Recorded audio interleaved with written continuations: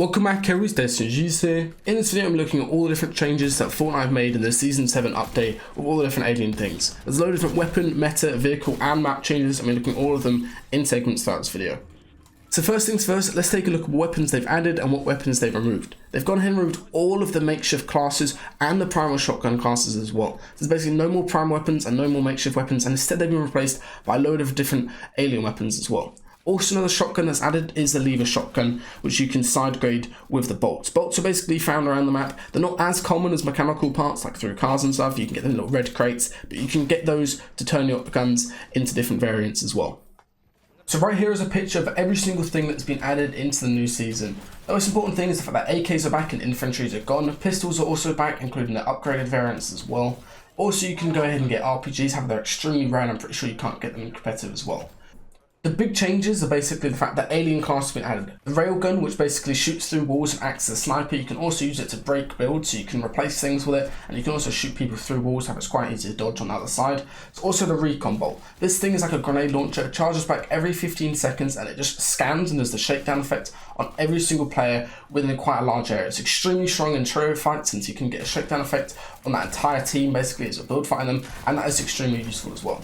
There's also two other alien guns, the ray gun, which you can use at close range, where you can basically use it as an infinite ammo SMG. It does overheat quite quickly, but normally you can get a good amount of damage off it.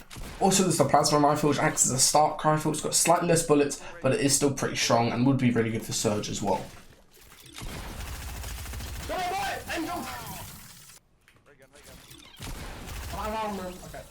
So now we've taken a look at over all of the weapon changes, let's go ahead and take a look at all the different meta changes for competitive and what's going to be really important to know. So the big thing is that launch pads are back. They're fairly common at the moment, and I imagine in solos they'll be pretty important to have, so you definitely need a spot that's going to have a lot of full spawns as well. Another big meta change is these venom machines that have been added. You can also use these to upgrade at certain spots. However, the upgrading cost on them is really high. It's like 300 gold just to go from a green to a blue, and previously that was 50 gold. But I imagine they'll make some changes in the future.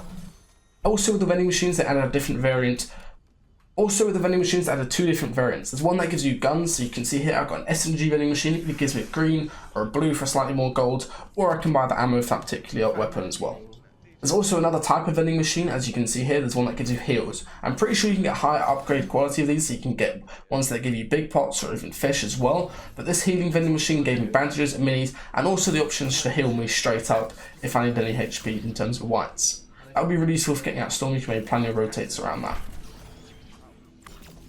Another new addition is these alien chests. These are actually extremely useful. They're pretty easy to open. You should hit the correct sequence in terms of breaking it, and then you get an alien chest, and as you can see here, get a pretty decent loot. Probably the best chance of getting a spaz, because you can't really upgrade it anymore. It's just by going around and figuring out these alien spawns, and they do show up on the map as well. That's not that bad. Another really big important meta change that you guys need to learn is all the NPCs around the map have moved and they have changed. They still have the same features where you walk up to them and get guns. You can also duel some of them. You can buy rifts, you can buy the next zone to show up as well. And there's also a load of different items that you can buy off these particular NPCs like the exotics. I really recommend you guys should go in game and try these out. They also sometimes spawn with the henchman crates next to them, as you can see here. Another big thing that you guys need to learn is how to use bolts. These basically found in little red crates around the map. They're pretty easy to see and you'll spot them once you figure out what they are. And these allow you to change your guns into a different weapon type. So as you can see here, I actually had a gold tack and I was able to change it into a gold lever. Also another small detail is some of these new map areas actually have the turrets. These are basically the OG turrets, however you can't pick them up and move them. They just spawn and stay more in space. So right here is the full map completely updated. There really isn't actually that many changes. They basically got rid of the spire and now it's just a hole there with no loot in it. And also they've gone ahead and changed the farm area, which was previously across all crops. It's basically a different type of farm. There's a little bit more loot. There's also an underground area and another one of those alien stations over that way. The alien stations all around the map are actually pretty decent to land at. They're really busy, however they would make for a pretty good solo drop spot. There's a lot of loot in there and the potential henchman chest as well, and some NPCs in some of them.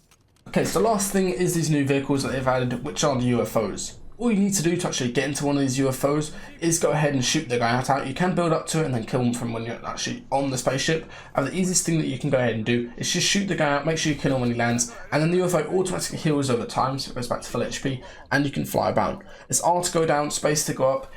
shift to actually boost, and then you can also go ahead and shoot this rocket thing and try to abduct other people and pick them up. It's really strong in terms of mid-game fights. You can easily kill a trio just by spamming them. Does about 30 for damage, and it breaks all the builds as well. It's a really useful weapon. However, it's quite awkward to get, and the only way you can actually go ahead and get it is when it gets randomly put onto a POI where it's got the purple name tags, like 3 per game, and then you land with that specific POI and get the UFO.